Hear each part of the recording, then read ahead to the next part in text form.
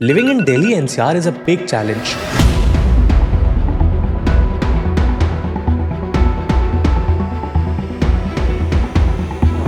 क्योंकि यहाँ उठने के बाद मुझे हर काम 2 घंटे पहले करना पड़ता है। But why am I over enthusiastic कि ऑफिस जल्दी जाना मुझे बहुत पसंद है। वेल आप अपने मन में कोई भी परसेप्शन बनाएं उसके पहले मैं आपको बता दूं कि इस सब का रीजन मैं नहीं हूं। इसका असल रीजन है दिल्ली का ट्रैफिक।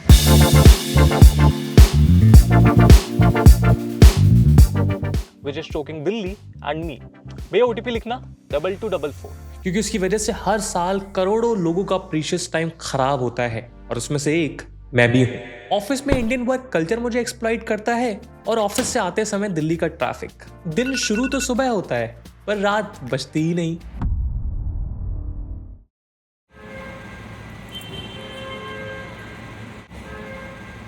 ये है हमारे देश का दिल दिल्ली। 3 करोड़ से ज्यादा की पॉपुलेशन वाले शहर के हर स्क्वायर माइल में लगभग 30,000 लोग रहते हैं, जो इसे भारत और दुनिया की one of the most densely populated city बनाता है। लेकिन इस पॉपुलेशन एक्सप्लोजन को एक कर्स बनाता है दिल्ली का ट्रैफिक। अभी दिन के 12 बज रहे हैं और गूगल मैप से मुझे एक बड़ी इंटरेस्टिंग चीज पता चली। न्यू दिल्ली रेलवे स्टेशन से लगभग 12 किलोमीटर दूर सिचुएटेड है पीतमपुरा और दिन में 12 बजे भी इस डिस्टेंस को ट्रैवल करने के लिए 40 मिनट से ज्यादा का टाइम लग रहा है। Let's see another example. Paschim Vihar to Dwarka almost 17 kilometre है और दोपहर में 12 बजे इस डिस्टेंस को ट्रैवल करने में 55 मिनट्स का टाइम दिखा रहा है। दोस्तों दिल्ली में पिछले 7 दिनों में ट्रैफिक कंजेशन का क्या हाल रहा है वो आप इस ग्राफ में देख सकते हैं। ये दिखाता है कि शाम को 5 बजे के बाद आप दिल्ली में सिर्फ 20 से 30 किलोमीटर पर आवर की स्पीड से गाड़ी चला सकते हैं। दिल्ली के इस ट्रैफिक कंजेशन की वजह से दिल्ली को हर साल 60,000 करोड़ से ज्यादा का इकोनॉमिक लॉस हो रहा है। जस्ट टू मेंशन, इतने पैसे में आप 4 बुर्ज खलीफा बना सकते हैं। इवन एस्टिमेट है कि 2030 तक ये फिगर बढ़कर 98,000 करोड़ हो जाएगा। एक और इंटरेस्टिंग इंसाइट ये है कि हर साल 8 दिन दिल्ली के लोग सिर्फ ट्रैफिक कंजेशन में बिता देते हैं। Now I know that we are a cricket loving nation और हमें बहुत मजा आता है पाकिस्तान से खुद को कंपेयर करने में और उनको ट्रोल करने में। But just to mention, New York ने अपने one of the busiest area का 7.5% ट्रैफिक रिड्यूस कर दिया है। लग्जमबर्ग ने अपना सारा पब्लिक ट्रांसपोर्ट फ्री कर दिया है। आई नो इसकी हमें बहुत कम आदत है, but this video is going to be a direct comparison between Delhi and Singapore. Pakistan के साथ कंपैरिजन हम फिर कभी कर लेंगे। दिल्ली से लगभग 6,000 किलोमीटर दूर मौजूद है ये आइलैंड कंट्री या शहर सिंगापुर। 60 लाख की पॉपुलेशन वाले शहर की पॉपुलेशन डेंसिटी है लगभग 22,000, which is less than Delhi but still quite high। अब अगर दिल्ली के ट्रैफिक को मैं सिंगापुर से कंपेयर करूं तो technically there is no comparison. Singapore is the clear winner. देखिए this is the exact same time of 12 PM जब मैंने दिल्ली का ट्रैफिक चेक किया था और इसी टाइम जब मैं सिंगापुर का ट्रैफिक चेक कर रहा हूं तो सिंगापुर के छंगी एयरपोर्ट से गेलांग तक का 17 किलोमीटर की डिस्टेंस आप सिर्फ 21 मिनट में कवर कर सकते हैं। इसी तरह बुकिट बटोक से लिटिल इंडिया का डिस्टेंस लगभग 13 किलोमीटर का है और ये दूरी सिर्फ 19 मिनट्स में कवर करी जा सकती है। I know it feels like a dream in India but that's the reality of Singapore. अब बात सिर्फ ज्यादा डिस्टेंस कम समय में तय करने की नहीं है, बल्कि सिंगापुर का ट्रैफिक एक्चुअली काफी सेफ है। सिंगापुर में हर साल रोड एक्सीडेंट्स में लगभग 80 लोगों की जान जाती है, जबकि कंपैरेटिवली दिल्ली में सिर्फ 2023 में रोड एक्सीडेंट्स की वजह से 1457 लोगों ने अपनी जान गंवा दी। बट वो क्या चीज है जो दिल्ली की कंपैरिजन में सिंगापुर के ट्रैफिक को इतना बेटर बनाता है? Let's find out. वीडियो में आगे बढ़ने से पहले मैं आपके साथ एक पर्सनल एक्सपीरियंस शेयर करना चाहता हूँ। In the last 2 years I have given my heart and soul in building 2 companies, an edtech startup Taksh Education and a marketing agency in Flexia Media। But since मैं engineering background से आता हूँ इसलिए starting days में मुझे company के finances को manage करने में बहुत ज़्यादा प्रॉब्लम होती थी, क्योंकि इनवॉइस बनाना, पेमेंट्स को ट्रैक करना और फाइनेंशियल रिपोर्ट बनाने जैसे मल्टीपल काम ना सिर्फ टाइम कंज्यूमिंग थे बल्कि हाईली डिफिकल्ट भी। एंड इस काम के लिए किसी को हायर करने का मतलब था कंपनी फाइनेंसेस पर एक एक्स्ट्रा सैलरी का बर्डन। ऐसे में ओडू केम टू माय रेस्क्यू। ओडू का अकाउंटिंग ऐप सभी एंटरप्रेन्योर्स के लिए फाइनेंशियल मैनेजमेंट को एक्सेसिबल बनाता है। इसकी मदद से मैं कुछ क्लिक्स में अनलिमिटेड इनवॉइसेस जनरेट कर सकता हूँ, अपने एक्सपेंसेस और ट्रांजैक्शंस को इजीली ट्रैक और मैनेज कर सकता हूँ और इवन डिटेल्ड फाइनेंशियल रिपोर्ट्स भी बना सकता हूँ। इवन ओडू पर फर्स्ट स्टेप लाइफ टाइम के लिए फ्री है, यानी मुझे अपनी कंपनी के अकाउंटिंग नीड्स को पूरा करने के लिए कुछ पे भी नहीं करना पड़ा। तो अगर आप भी फाइनेंशियल हेडेक को बाय बोलकर अपने बिजनेस मैनेजमेंट को स्मूथ करना चाहते हैं तो अभी यूज करिए ओडू के अकाउंटिंग ऐप को। Now let's get back to the video.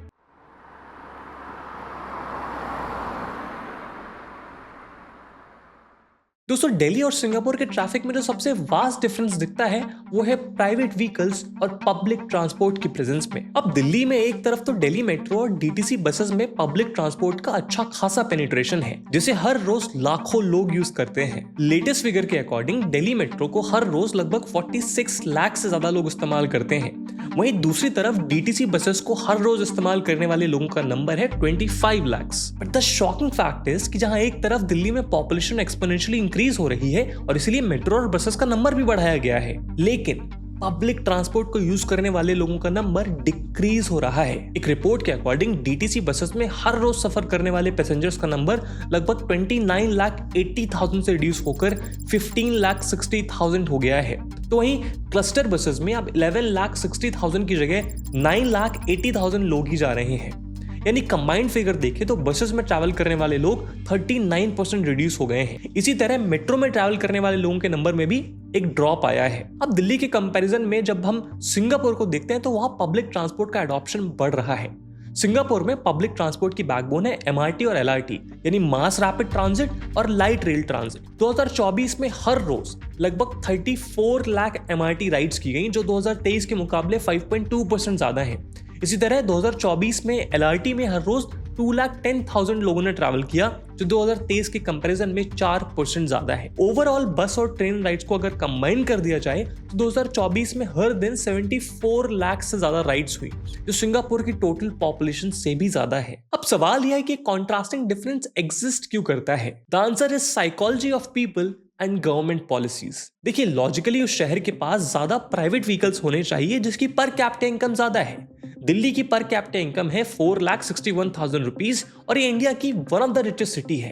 लेकिन सिंगापुर का नाम जीडीपी पर कैपिटा के हिसाब से वर्ल्ड की रिचेस्ट कंट्रीज की लिस्ट में सेकंड नंबर पर आता है, मगर इसके बावजूद दिल्ली में प्राइवेट व्हीकल ओन करने का ऑब्सेशन ज्यादा है। ऑफिशियली दिल्ली की रोड पर करेंटली 1.5 करोड़ व्हीकल्स एग्जिस्ट करते हैं जिसमें से दिल्ली में रजिस्टर्ड व्हीकल्स का नंबर है 1.2 करोड़ यानी हर 2.5 लोगों पर एक व्हीकल प्रेजेंट है। इवन हर रोज दिल्ली की सड़क पर 1800 न्यू व्हीकल्स ऐड हो जाते हैं। वहीं बात करें सिंगापुर की तो यहाँ टोटल 10 लाख गाड़ियां हैं जिसमें से करीब 6 लाख कार्स हैं यानी हर 6 लोगों पर एक गाड़ी प्रेजेंट है।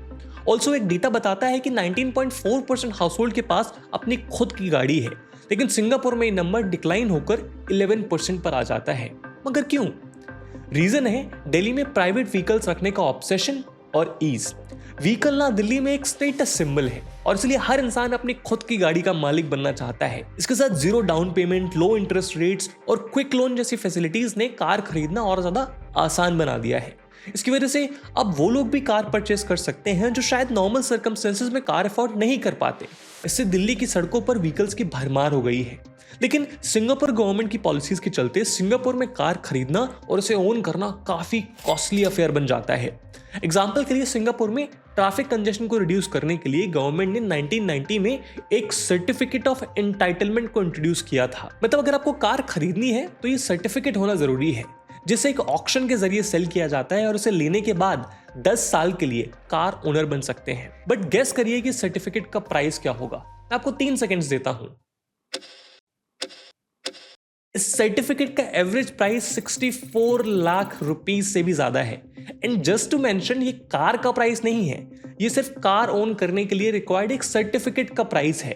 इसके साथ हजारों डॉलर्स की registration fee, additional registration fee, import taxes और ड्यूटीज कार को और महंगा बना देती हैं। यही रीजन है कि सिंगापुर में एक brand new Toyota Camry hybrid की कॉस्ट 1,62,00,000 रुपए है जो भारत में 48 लाख रुपीस में आपको मिल जाएगी। और ये सारे एक्सपेंसेस सिंगापुर में लोगों को गाड़ी खरीदने से डिमोटिवेट करते हैं। और इसका रीजन ये नहीं है कि सिंगापुरियन गवर्नमेंट अपनी ऑटोमोबाइल इंडस्ट्री से हैवी टैक्सेस लेना चाहती है, बल्कि सिंगापुर ये लॉस कॉन्शियसली सफर करता है ताकि ट्रैफिक फ्लो स्मूथ हो, कंजेशन की वजह से इकोनॉमिक लॉसेज ना हो, प्रोडक्टिविटी इंक्रीज हो और एनवायरनमेंट भी बचाया जा सके। साथ ही सिंगापुर की पॉपुलेशन को गवर्नमेंट की इस पॉलिसी से प्रॉब्लम ना हो, इसके लिए गवर्नमेंट ने मेक श्योर किया कि सिंगापुर का public transport system top notch हो। इसलिए सिंगापुर में आज भी करीब 75% लोगों की ट्रैवल नीड्स को पब्लिक ट्रांसपोर्ट सिस्टम ही पूरा करता है। दूसरा रीजन है दिल्ली और सिंगापुर के लोगों के ड्राइविंग सेंस में बहुत ज्यादा डिफरेंस है। दिल्ली की सड़कों पर चलिए तो लगता है जैसे आप किसी वॉर जोन में आ गए हैं।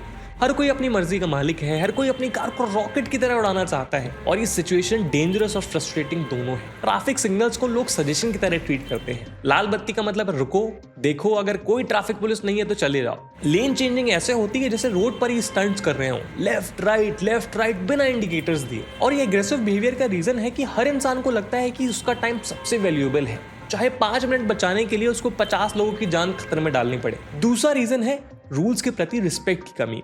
रूल्स सिर्फ दूसरों के लिए है, ये माइंडसेट भारत में बहुत कॉमन है। जब आप देखते हैं कि आसपास के ड्राइवर्स रूल तोड़ रहे हैं तो आप भी सोचते हैं अगर वो कर सकते हैं तो मैं क्यों नहीं, मैं कम थोड़ी हूं किसी से। इन्फोर्समेंट की कमी भी दोस्तों एक बड़ा फैक्टर है। दिल्ली ट्रैफिक पुलिस रोज 1000 चालान काटती है। 2024 में ट्रैफिक पुलिस ने दिल्ली में लगभग 30 लाख चालान काटे, जो 2023 के कंपैरिजन में 43% ज्यादा है। लेकिन वायलेशंस इतने ज्यादा हैं कि सिस्टम ओवरवेल्म हो जाता है और मेजॉरिटी ऑफ द टाइम इस बात के चांसेस होते हैं कि ट्रैफिक वायलेशन करने पे आप बच जाएंगे। कई लोगों को ये पता है कि उनके पकड़े जाने के चांसेस बहुत कम है, जो उनके बिहेवियर को और एम्बोल्डन करते हैं। सोशल मीडिया पर वायरल वीडियोस में भी अक्सर दिल्ली के क्रिएटिव ड्राइवर्स देखने को मिलते हैं। फुटपाथ पर गाड़ी चलाना, रॉन्ग साइड से ओवरटेक करना या फिर ट्रिपल राइडिंग करते हुए सेल्फी लेना, इन सब चीजों ने ड्राइविंग को सर्वाइवल गेम बना दिया है। लेकिन सिंगापुर में सिचुएशन एकदम ऑपोजिट है। सिंगापुर में ऑलरेडी कार्स महंगी हैं, इसकी वजह से यहाँ लोग कॉशियसली कार्स ड्राइव करते हैं बिकॉज वो एक लग्जरी कम्युनिटी बन जाती है। लोग प्रॉपर्ली रूल्स फॉलो करते हैं क्योंकि रूल्स ब्रेक करने के केस में पेनल्टी बहुत कॉस्टली है। जैसे दिल्ली में रेड लाइट क्रॉस करने पर आपका 1000 रुपए का चालान कटता है, जबकि सिंगापुर में इसके लिए आपको 25,000 से भी ज्यादा रुपए देने पड़ सकते हैं।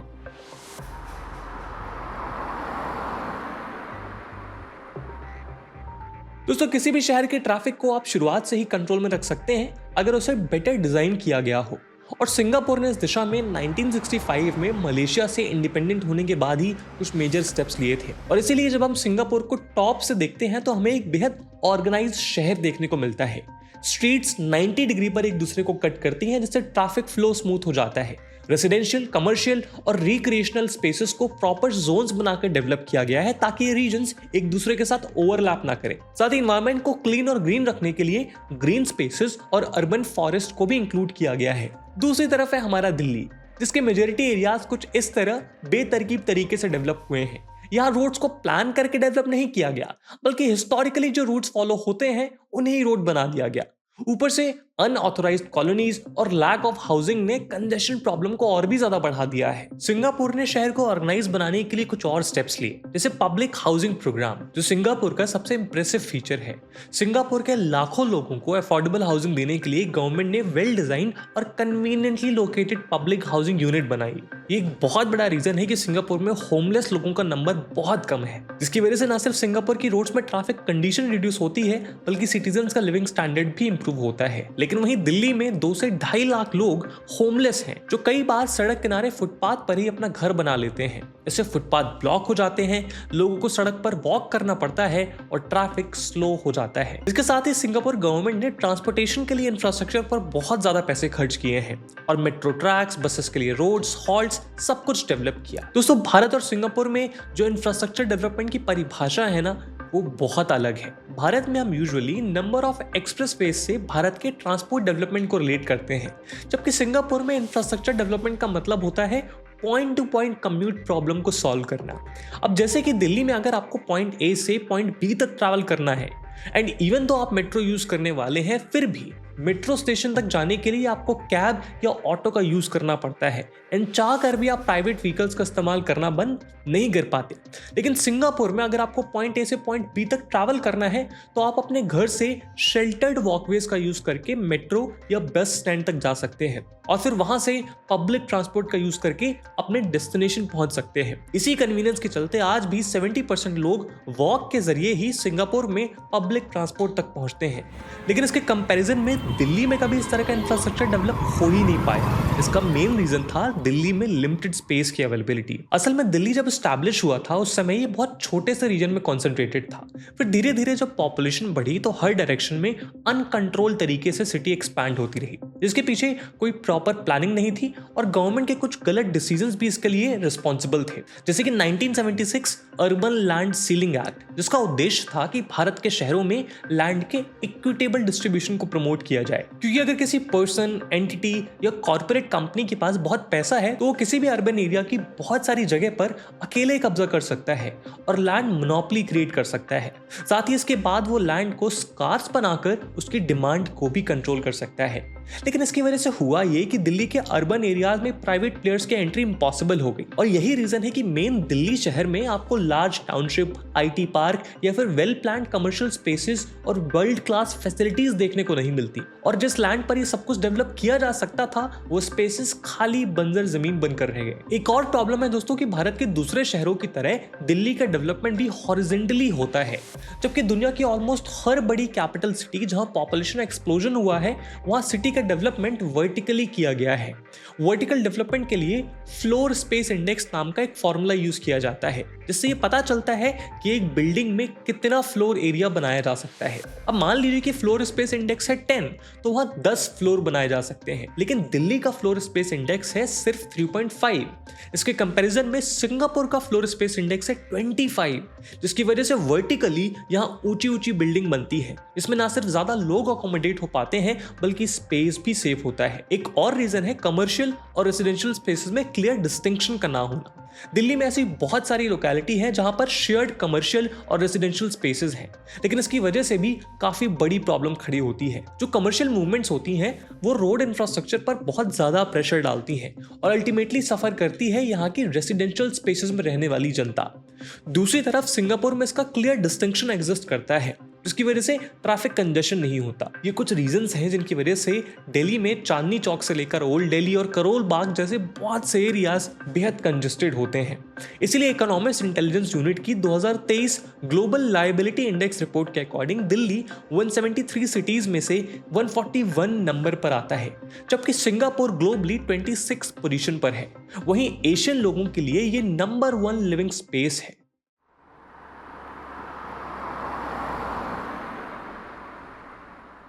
दोस्तों अगर आप दिल्ली में रहते हैं या फिर कभी गए हैं तो आपने जरूर ये नज़ारा देखा होगा। फुटपाथ पर दुकानें, सड़क किनारे खड़े ठेले और गलियों में ऐसे पार्किंग्स जहां गाड़ियां हर कहीं खड़ी रहती हैं। ये है दिल्ली का इंक्रोचमेंट सीन, जो ट्रैफिक की कहानी में विलन का रोल निभाता है। देखिए, इंक्रोचमेंट सिर्फ एक छोटा सा शब्द है, लेकिन इसका असर बहुत गहरा है। फुटपाथ पर जब शॉपकीपर अपना सामान फैला देते हैं तो पेडेस्ट्रियंस को कहाँ जाना चाहिए? सड़क पर। और जब सड़क पर लोग चलने लगते हैं तो ट्रैफिक ऑटोमेटिकली स्लो हो जाता है। रिजल्ट, जाम लग जाता है। करोल बाग, चांदनी चौक, लाजपत नगर, सदर बाजार, ये सब दिल्ली के ऐसे पॉपुलर मार्केट्स हैं जहां इंक्रोचमेंट का इशू बहुत सीरियस है। यहाँ शॉपकीपर सिर्फ अपनी ऑफिशियल जगह तक नहीं रुकते, बल्कि फुटपाथ पर भी पूरे अपनेपन के साथ अपना अधिकार मानते हैं। इस इंक्रोचमेंट की वजह से 2003 में दिल्ली को हर साल 26,000 करोड़ का लॉस हो रहा था, जो ऑब्वियसली अब कई गुना बढ़ चुका होगा। ट्रैफिक पुलिस के मुताबिक इन मार्केट्स के आसपास ट्रैफिक फ्लो 40 से 50% तक कम हो जाता है सिर्फ इंक्रोचमेंट की वजह से। और मार्केट्स ही नहीं, रेसिडेंशियल एरियाज में भी इंक्रोचमेंट एक बड़ी समस्या है। आजकल हर घर में 2 से 3 गाड़ियां हैं, लेकिन पार्किंग स्पेस कितने हैं? अपार्टमेंट के बाहर, कॉलोनी की गलियों में या सड़क के किनारे जहां जगह मिलती है लोग वहां गाड़ी खड़ी कर देते हैं। नतीजा, 4 लेन रोड्स 2 लेन रोड्स बन जाती हैं और 2 lane roads single lane. Emergency vehicles जैसे एम्बुलेंसेस और फायर ब्रिगेड तक को निकलना मुश्किल हो जाता है। इंक्रोचमेंट की वजह से दिल्ली में ट्रैफिक कंजेशन अब इतना बढ़ गया है कि सर्वेस बताते हैं दिल्ली वाले अपनी जिंदगी के हर साल में से लगभग 8 दिन ट्रैफिक में बिता देते हैं। और ये प्रॉब्लम सिर्फ इनकन्वीनियंस का नहीं है, बल्कि इकोनॉमिक लॉस का भी है। जब ट्रैफिक जाम लगता है तो फ्यूल वेस्ट होता है, पॉल्यूशन बढ़ता है और प्रोडक्टिविटी कम हो जाती है। हालांकि डीडीए और एमसीडी जैसे अथॉरिटीज समय समय पर एंटी इंक्रोचमेंट ड्राइव चलाते हैं, लेकिन ये टेम्परेरी सॉल्यूशन साबित होता है। कुछ दिन बाद वही ठेले, वही दुकानें, वही इलीगली खड़ी गाड़ियां आपको वहीं वापस मिल जाएंगी।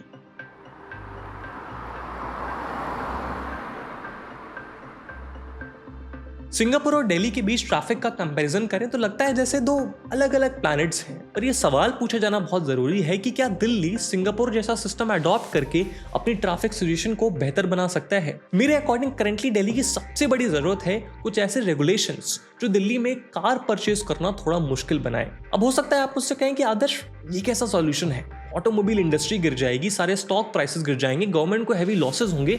और मैं डिनाई भी नहीं कर रहा हूँ, पर मुझे लगता है जो यहाँ से लॉसेस होंगे उनको अगर हम कॉम्पनसेट करेंगे पॉल्यूशन के कम होने से, प्रोडक्टिविटी के बढ़ने से, लोगों के टाइम की बचत से, तो कहीं ना कहीं वो इकोनॉमिकली भी एक दूसरे को कॉम्पनसेट कर रहे होंगे। अब दोस्तों, गवर्नमेंट ऑड इवन रूल जैसी चीजें लेकर ट्रैफिक और पॉल्यूशन को कंट्रोल करना चाहती है, लेकिन वो गाड़ियों की सेल कम नहीं करना चाहती, क्योंकि ऑटोमोबाइल गवर्नमेंट के लिए रेवेन्यू का one of the biggest source है।